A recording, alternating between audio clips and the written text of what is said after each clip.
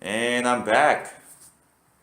So before I get started on MMA topical stuff, I just want to talk about how much I'm actually enjoying doing podcasts. I've only done two of them, but I actually get to do more research. It's kind of giving me a reason to research and look into MMA topics and just enjoy it more than I used to, just by looking into stuff and feeling like it's almost a job, but not a bad job, just a job that I really enjoy.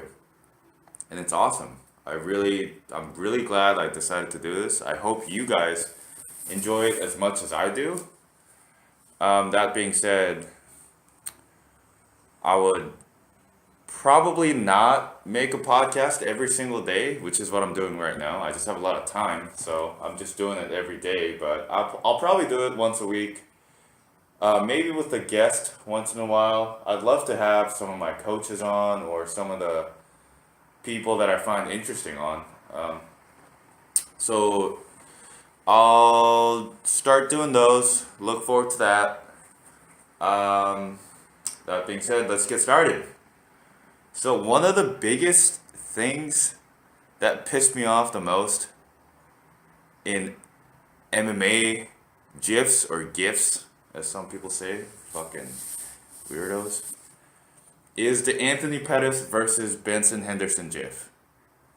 Please stop playing that GIF. Jesus Christ. What was that, like 20 years ago? Like 10 years ago? And Anthony Pettis is nowhere near as good anymore. Obviously, he's amazing still. He had an amazing fight recently. Probably, definitely a nominee for Fight of the Year. That was amazing. But still, it's just that man who dropped Benson Henderson doesn't exist anymore. Obviously, Benson Henderson is not the same. The man is older. The both of them are older, but it's just those fighters don't exist anymore. And when people promote Anthony Pettis, they keep showing that GIF like he's the same person. Look what he does. Look what he can do. He can jump off of the cage and kick someone in the face and drop him. But that's not Anthony Pettis anymore. That's who he was in the past. It's amazing what he did. Obviously, I could never do something like that. I'm a fat piece of shit. But you can't promote his new fights with his old stuff. I don't know. That's just my opinion, honestly. Um, let's talk about Khabib for a little bit there. Um, Not anything related to his fights, but let's read a little bit about what he recently said on his interview. So this is an article by MMA Mania. Let's see who it's by. Justin Golightly at Secret Moves MMA Twitter. And on the 6th, he posted this quote by Khabib. Khabib says, "Be a fighter inside your home. All the time, finish your husband. Smash him really bad. And to make it all better, he also says, let's see here. Be a fighter inside your home, all the time, finish your husband." To someone asking, to a woman asking advice on starting a fighting career.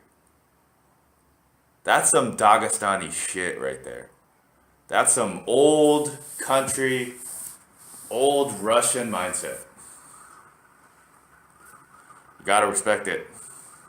I'm not saying I respect his opinion, but you gotta respect that mindset. That's some bear wrestling shit, fucking Dagestani. I'm gonna take you down and punch you in the face until you give up type shit. Jesus Christ. When I saw that, I was just, it all makes sense. Of course he has that opinion. Of course he thinks a woman can't be a fighter and women should stay inside the home and finish your husband. Definitely. It definitely makes sense. Speaking of woman fighters, what about Greg Hardy being on the same card as Rachel Ostovich? How awesome is that? So this is what Dana. I'm gonna post a link on Dana's interview talking about this. Let's see who the author is. Aaron Bronstetter. Aaron Bronstetter, UFC content editor. He's at Aaron Bronstetter. So he's talking about Greg Hardy being on the same card as Rachel Ostovich, and he says he talked to Rachel Ostovich, and she said it's completely fine. I still can't shake the feeling that it's a little bit distasteful. Obviously, want you guys know that I'm not really PC.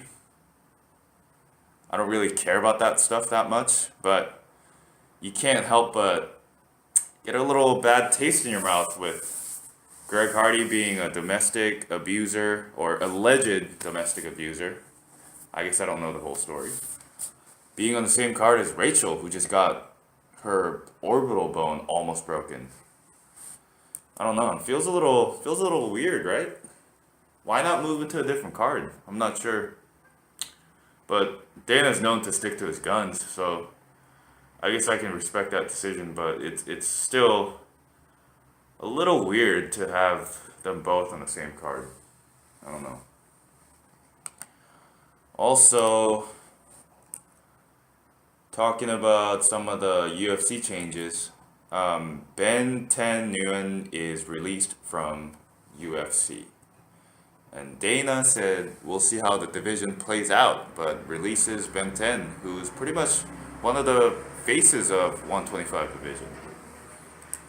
Looking at his record, I know it's not really good right now. I know he lost to Wilson Reyes, Jessier De Silva, one by decision, one by technical submission, rear naked choke.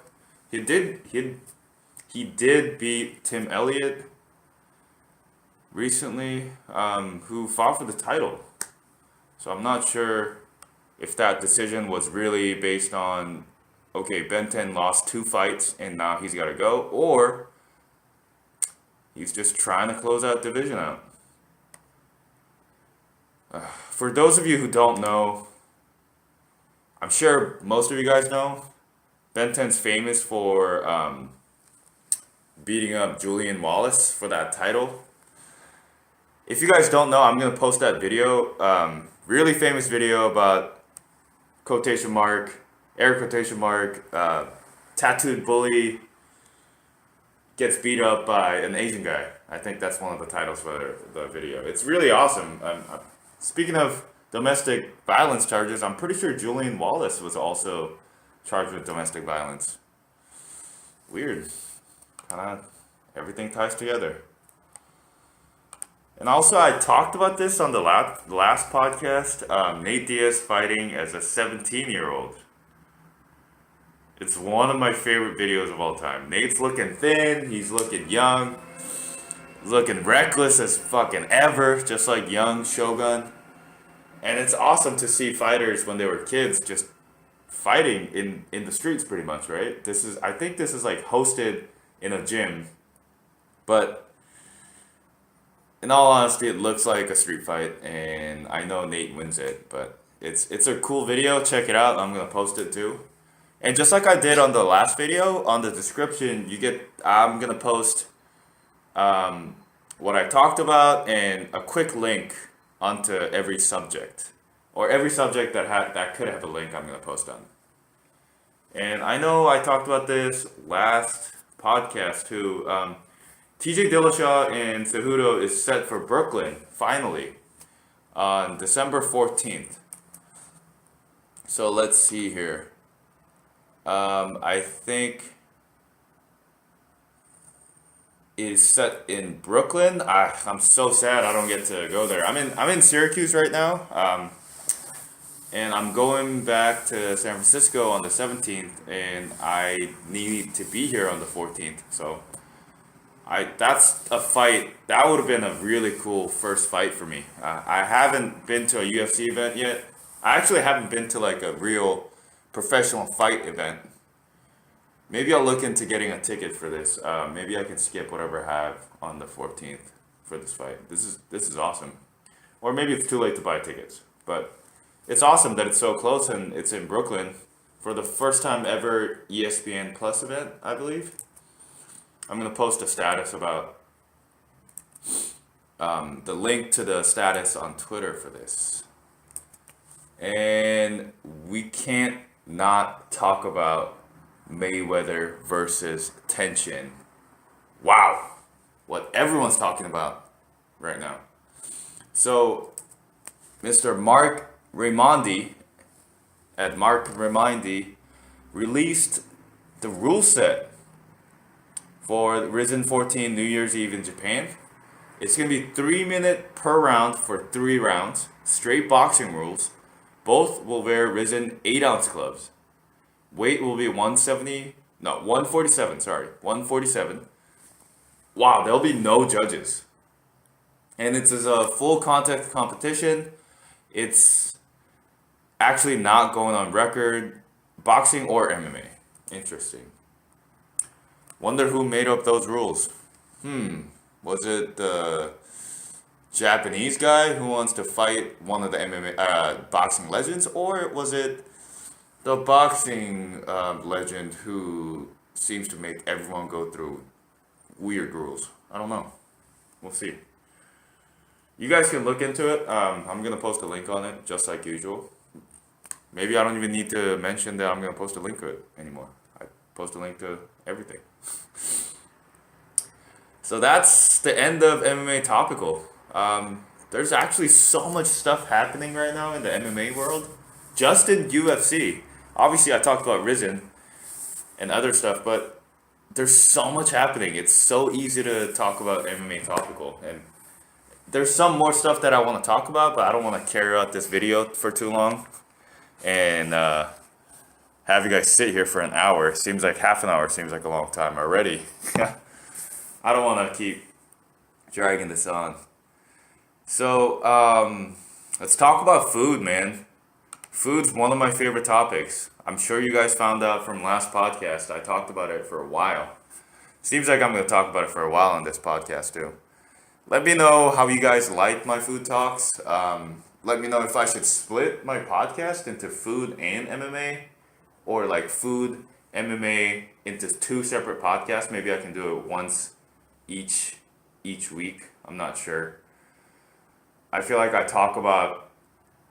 can talk about both subjects enough every single week that I can have 2 separate videos. But I kind of like the flow of talking about MMA and then talking about food because I love both each. So, just to talk about a little bit into why I started loving food so much, and I kind of feel weird saying that because it seems like a dumb thing to say, isn't it? I love food so much. Everybody loves food.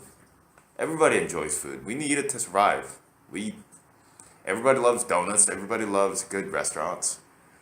But I guess I haven't found the right phrase to say yet. So I'm going to stick with I love food. And I love talking about it. So I started to get into more variety of different cuisines and different food types once I decided to start competing and start practicing jiu-jitsu, which isn't a long time ago. It's only like a year ago that I started doing this. Yeah, I'm definitely very new into the combat game for myself. Watching it, I've been doing it for a while. But just competing and getting into the combat game, I've only been doing it for a while. And my love before that was powerlifting. I was really, really into powerlifting for some reason. I guess that's where the love of competition came from, or existed still. I wanted to compete. I wanted to lift the heaviest weight possible. Being a gym bro and a stupid gym rat that I was.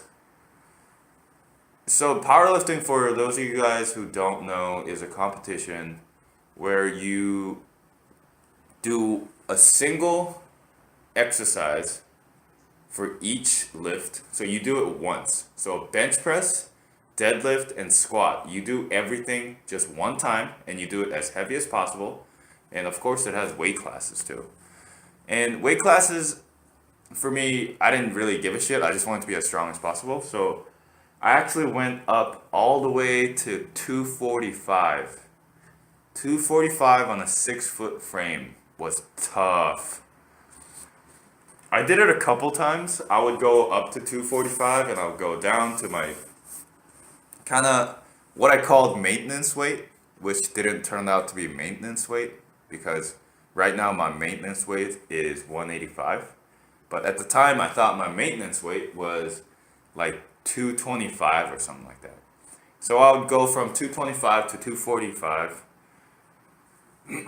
Just a quick, 20-minute or a 20-pound difference, not a big deal. But one time, the first time I did it, I just did it purely by just eating a shit ton of food. Shit ton of food. And I got really fat. I'm pretty sure my fat percentage was like 20, up like mid 20s. That doesn't seem like a lot. That doesn't sound like a lot, but those guys who know, that's a lot of fucking fat on you. Especially on a 245 6 foot frame. And I used to go to this gym that was on the second floor, and I would take the stairs because the elevator would break down all the time. And I would go up one flight of stairs and be fucking sweating and out of breath. And my heart would physically hurt because I was so fucking fat. Kudos to all the fat people out there who's living that life. That is some hard life. It's really hard to be fat and not lose weight. Because it fucking sucks. You feel like shit. Everything hurts. You're going up a flight of stairs and you can't do it. You have to stop in the middle to take a break. Obviously, I was an extreme case because I just ate. And I went from like 215 to like 245 just mostly on fat, I honestly think. But the most recent one that I did where I went from 225 to 245 was right before jiu-jitsu when I was competing powerlifting. And I did set PRs, all that stuff. But I just felt like it was kind of boring. I was going into the gym, doing the same fucking things every single day. And I was spending like 2 hours in the gym. I wasn't talking to anybody. I wasn't really training with anybody. I would just go in there by myself in the morning, lift, and that's it. And at a certain point, you hit pretty much your maximal amount that you're gonna really lift. It's really hard to improve after a certain point. Once you become elite level, I wasn't technically elite level. I was a little bit one level below that. I forget what it's even called. I used to care about it, but once you hit that, it's really hard to improve. Your deadlifts are not getting that much better.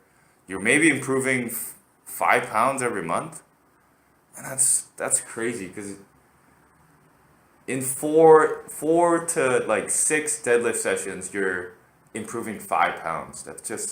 That's hard on your body, man, and it's really boring. So once I started doing jiu-jitsu, I started eating less. I started doing more cardio, obviously, because jiu-jitsu is so much cardio. By competition, I cut down to 175, and this was maybe a 5-month period. I went from 245 to 175, so that's what, 70 pounds almost? Wow. And once you lose 70 pounds in like 5 months by extremely restricting your calories, you want sweets, man. You want donuts, you want croissants, you want red meat, you want fat, you want butter, you want cheese, you want bread. You want everything, man. This is what around the time when I started my Foodstagram too, because I just spent so much time online looking at pictures of food, just imagining what I could eat after competition. Just looking at pictures of pizza, looking at pictures of burgers, and then it became donuts, and then it became croissants, and then it became small pastry items like Dominic Gancel's. It's just, I became obsessed. And I couldn't eat it because I wanted to compete. I wanted to do well. And I knew cutting down to 175 was going to give me an advantage. But it sparked this whole new obsession of mine of food, going to the best places to eat, eating the best things, and eventually developing food FOMO, fear of missing out. I'm a little over that now, but that's something that I struggled with a little bit. That's definitely one of the dangers of being so obsessed with food. You get food FOMO. You walk into a bakery. Say you walk into Dominic Ansel, right, in New York City. One of my favorite bakeries of all time, home of the cronuts. You walk into Dominic Ansel. He has Jesus Christ, almond croissants, regular croissant, pain au chocolat, almond chocolate croissant. He has the cronut. He has maybe 20 different small pastry items. He has crazy different innovative stuff like marshmallow on a stick that he torches on the spot in front of you. He has lunch items. And when you have food FOMO, you go in there and you order like $50 worth of stuff and you eat way too much. It's first world problems, man. It's really first world problems. I'm complaining about food FOMO. That's rough. Just talking about me talking about it like it's an actual issue is where the issue comes from. And I'm glad you guys got to witness that. That's something that I struggled with. And it's a really dumb issue, but man, it's rough on your finances, man. You walk into a bakery, every single bakery you walk into, you fucking buy their whole menu. And you don't even eat the whole thing because you can't eat $50 worth of sweets in one spot. Jesus Christ. That's pretty much why I stopped. I was spending way too much money on bakeries, and I was making people around me go to all these bakeries or restaurants and spend way too much money on stuff. And that's wrong. I can't be doing that to other people. So continuing the Syracuse talk from last week, let's talk about Hispanic restaurants here in Syracuse. There's not many. And I'm not talking about Puerto Rican, I'm not talking about Colombian food, which we have a lot of in Syracuse, they have amazing Puerto Rican food here. I'd love to talk about it later, but I want to talk about specifically Mexican food. Pretty much every single Mexican food you're gonna come across in Syracuse is going to be Tex-Mex. And I fucking hate Tex-Mex. It's gentrification of Mexican food into something that's kind of all fried and kind of gross, you know? If you like Tex-Mex, kudos to you, for sure. You're going to have a fun time in Syracuse. Personally, I don't like Tex-Mex that much, but there is one restaurant in Syracuse that actually serves kind of real Mexican food. I've been here before, the Mission restaurant in Syracuse. They're kind of like a real Mexican restaurant, even though the chefs aren't Mexican or Hispanic. But I got the mole burrito, which is crazy because I was so surprised that a restaurant in Syracuse had mole burritos, because even I didn't eat that much mole in San Francisco or around the Bay Area, which is known for burritos. If you guys don't know, Mission District in San Francisco is really, really known for their burritos. Even got the name from the Mission burrito is like a real thing all across the United States. That's where pretty much Mission burrito started. And that's where the Mission restaurant gets its name from. Mission burrito. So I got the Puerco Pavil, Yucatan style shredded pork with achiote and orange with mole sauce on top. It was pretty good. It was decent. And I'm not really a good person to judge a Mission burrito in Syracuse because I'm from San Francisco and I used to have Mission burritos pretty much every single day. But still, that it's pretty good if you're looking for a Mexican restaurant in Syracuse that's authentic. A air quotation mark, authentic. Girlfriend said the server was rude to us. I can't. I don't remember that at all. And I hate when like Yelp reviews talk about that stuff. Oh, the server was horrible. She never talked to us. I don't give a shit, man. Just give me my food. Just I'll tip you not as well, but I'm not gonna talk about it that much.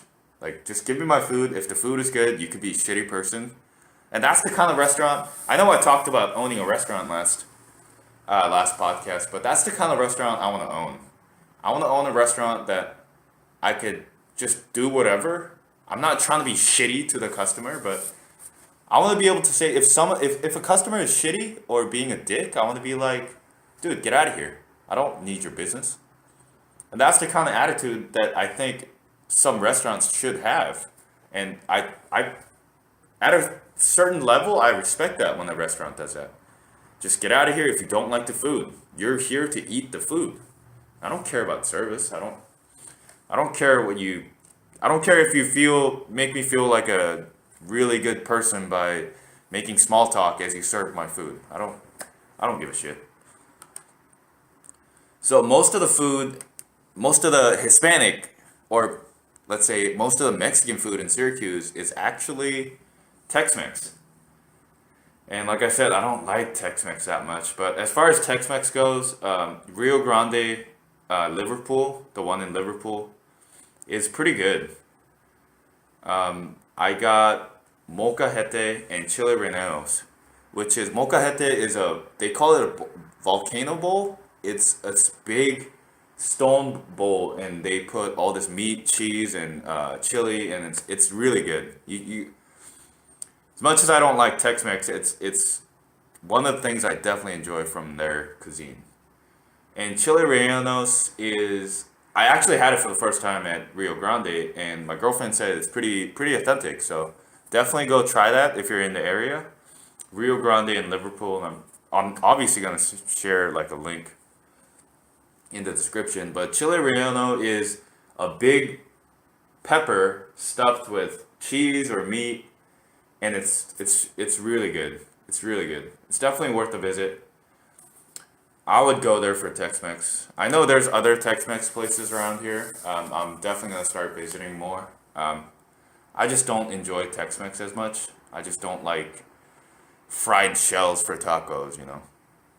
Um, so that closes it out for the food stuff. Just talking about random stuff. We live in a typical New York apartment right here in Syracuse. And just picture like a New York apartment that Friends lived in. That's what I like to picture this place as. Friends, especially, do you remember the part where Joey sings, Joey switches rooms with Chandler, I think? I might be a huge fucking nerd for talking about this, but this is when Joey switches rooms with Chandler, and Joey gets to the room and he wakes up to the neighbors singing, and he starts singing to him, and the windows are really close. They can pretty much like touch each other, and they're singing next to each other. That's pretty much what happens to me all the time, but not singing and not as quirky or like fun. So the building next to us is just like just like our building, but it's pretty close by. The window is pretty close. I can't touch him, but I can actually like see everything inside of him. So there's this dude who lives next to me and has the window right at our level. And I see him smoking all the time, and all he does, literally all day, he watches TV. And I physically don't see him turning the TV off. There's TV going on all the time. And I go to jiu-jitsu at noon, right? I go to the noon class with Ben. Shout out to Ben, Coach Ben. Thank you for teaching me some good stuff. I go to jiu-jitsu at noon, right? And I wear the gi out of the house. And if you don't know jiu-jitsu, it looks kind of weird, right? It's this karate looking thing, and this Korean guy is wearing this thing, and he's always going out of the house, getting into the car, and then when he comes back, he's all sweaty and disheveled, and his fucking hair is everywhere. So this dude one day just calls me over as I'm walking out of the house. It's like, "Hey man," and it's just like, "Hey man, what are you doing?" And I was like, "Dude, I'm doing jiu-jitsu." And it's like, "Oh," it's like, "Oh, you doing karate?" And I was like, "Yeah, it's not really karate, but it's a martial art." And he loved it, and he started talking to me, and we talked about some of the stuff that I do, and he was just really friendly, and he was talking to me for a while there. And then I thought it was a one-time deal. And I come back from jiu-jitsu, and this dude talks to me again about some random shit. About karate, martial arts, I don't know, Jackie Chan, all that racist shit, you know? And then I thought maybe, okay, it's still today, and I'm still wearing the gi, so maybe this is a one-time thing. Nah, man. He talks to me every single day. And I can kind of see his face, and he's like, and his TV is really loud, so and he talks kind of quietly compared to the TV and the outside noises, and I can't hear him really clearly, so I'm always talking to this dude, half listening, half just laughing, because I don't know what to fucking say to this dude who always calls me karate, and he's not. You can tell he's not being racist. He just doesn't know any better, and he just is really friendly guy, really nice, and he talks to me every single day. And I don't know how to feel about it, man. I enjoy talking to people, but I don't know. I don't enjoy small talk every single day with the same person.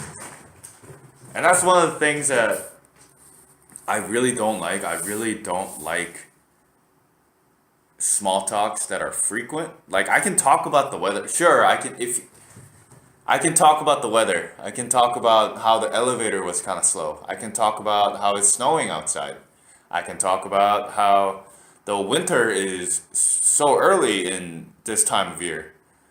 But I just hate doing it all over again with a different person, the same topics and all that stuff.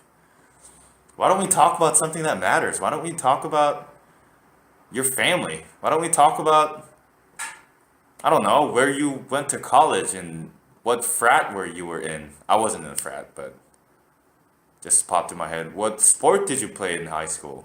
What's your girlfriend's name? Let's talk about something important. Let's not talk about shit that I don't care about. I don't care about the weather outside. I can see it. I don't care about what you ate for breakfast, you know? I don't know. I guess it got real negative all at the end here. But some of the stuff that, just a little